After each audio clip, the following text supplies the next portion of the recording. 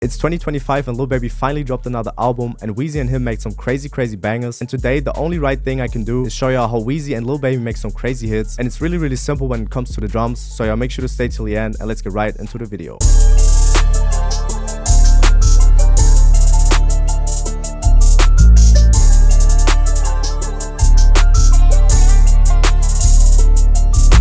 And if you haven't already, please make sure to check out Lucaland. The link for that is in the description. It's my kit store. I'll be dropping a new kit really soon. It already has over 500 sounds in there, so y'all make sure to stay tuned for that. I'd really appreciate if y'all just check it out, and you will get an automated discount when you just go on the site. And I don't want to keep the intro too long, so please make sure to leave a like, to subscribe, and to let me know how you like the cam. And yeah guys, let's get right into the video. So for these type of samples, it's really important for me to use like an upright piano, and I use this basic felt upright from the Allure Modern Upright Piano Bank from Contact. And as you can see, these are my settings. I don't think I really changed anything. I just went to the presets and then went to the basic felt upright, and that's really all I did. And as you can see, for the pattern, I have this G-7th chord, a very simple top line which is very repetitive and just switches up after every 2 bars. So as you can see right here, it goes down right there, and then it's the same pattern then on the first 2 bars again, and then it goes up just for like some variation. And I added these notes right here just for the second 4 bars, so it has like a little bit more variation. I randomized the velocities, which you can do with Alt and R, and strummed it a little bit, as you can see, with Alt and S. And that's really all I did for the piano pattern. It's really simple, and it sounds like this.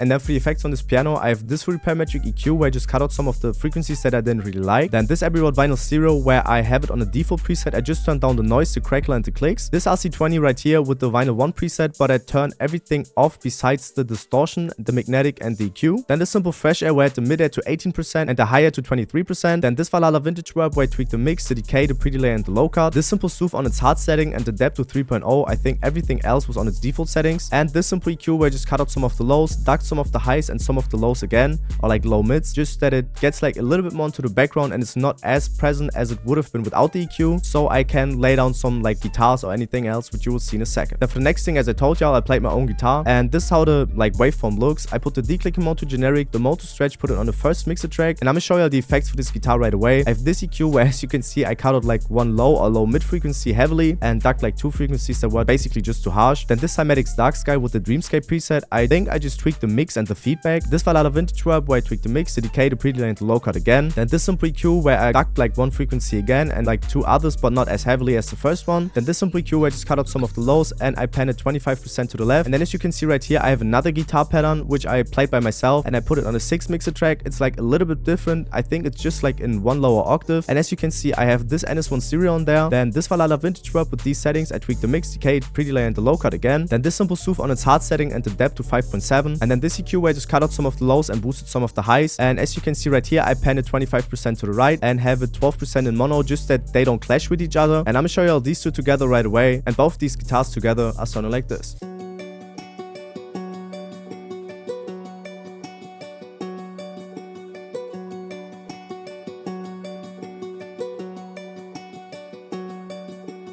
Then after that, I went to Splice and I used this vocal choir phrase, which I pitched up by 400 cents, put the declicking mode to generic, mode to stretch, put it on the 3rd mixer track, and there's this for the delay too with these settings right here, this for the reverb with these settings right here. I basically just tweaked the mix, the decay, the bass, and the stereo separation. Then I have this simple soothe on its default settings. I just turned this thing from soft to hard and the depth to 5.2. Then this simple EQ where I duck a lot of frequencies, and this simple EQ where I just cut out some of the lows and some of the highs just to duck it more into the background. And I have a 12% in stereo, and the vocal phrase is sounding like this.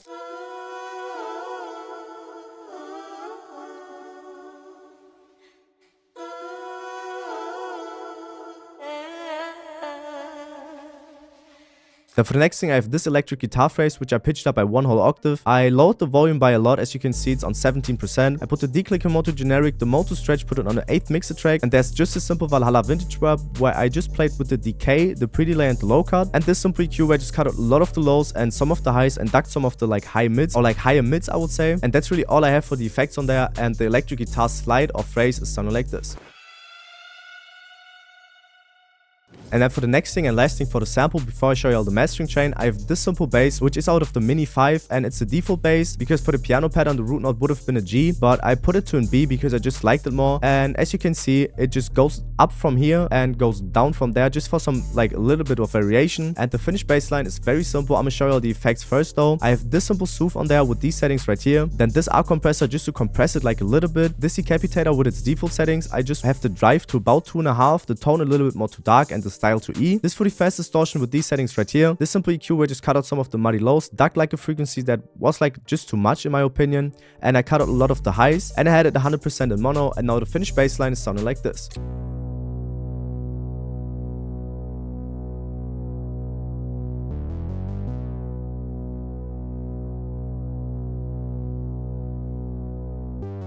And now here's my mastering chain, and it contains this Abbey Road Vinyl Stereo with these settings right here. It's with this preset I can't pronounce, but I turned down the noise, the crackle, and the clicks. Then this L1 limiter stereo, which is basically just there to make the sample louder. This sound shifter pitch stereo where I basically just pitch down the sample by 1. This hyper chorus on its default settings, I just have the mix to 8%. Then this simple EQ where I just duck some of the lows, and this simple soothe where I have it on its soft setting and the depth to 3.0. And now I'm gonna turn on the mastering chain and show you all the finished sample, and the finished sample is sounding like this.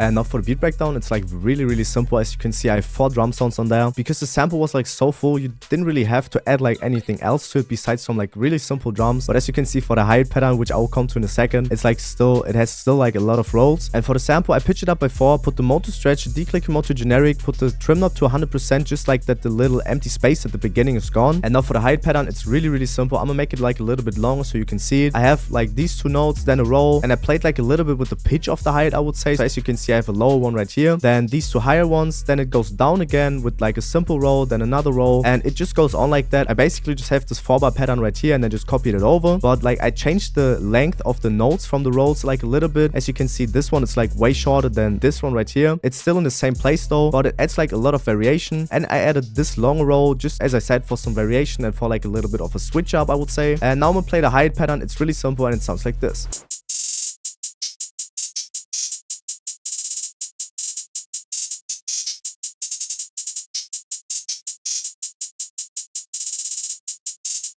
Then for the next thing, I have just a simple basic clap pattern with the card snare out of my new kit, which will drop very soon, and it sounds like this. Then the simple hit opener, and as you can see, I have a few more notes because I layered the 808 or like some 808s with them because it makes them just hit harder. The waveform looks like this, and the opener sounds like this.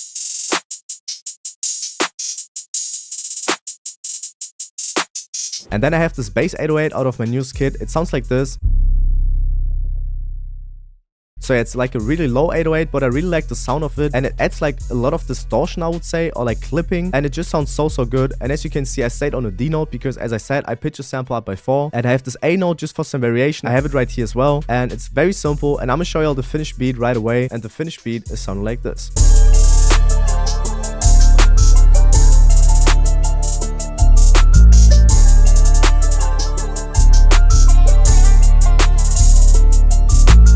So yeah guys, if y'all enjoyed this video, I'd really appreciate if y'all just leave a like and a comment, and please let me know in the comments on what you think of the new quality of the camera. I personally really like it, and if you haven't already, please make sure to check out Lucaland. The link for that is in the description and should be on the top left or on the top right here. The quality will be even better when I get myself a cam link. I just have like a simple capture card, so yeah, stay tuned for that, and please don't forget to activate the bell so you'll get a notification every time I upload. I would really appreciate that, and I don't want to make the outro too long. Thank y'all for watching till the end, and yeah guys, see y'all next Sunday.